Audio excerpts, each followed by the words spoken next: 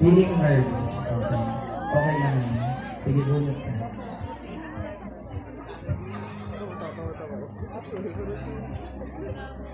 Feeling lang naman. Hindi ba siya kinakabahan? Kapit ka na pa sa iyo. Jackie, Jackie. Jackie, Jackie.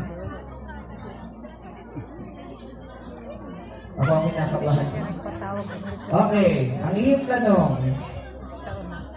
Sa iyong palagay, sa iyo lang naman palagay.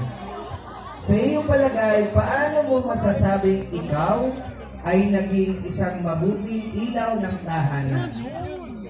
Sa iyong palagay, paano mo masasabing ikaw ay naging isang mabuting ilaw ng tahanan?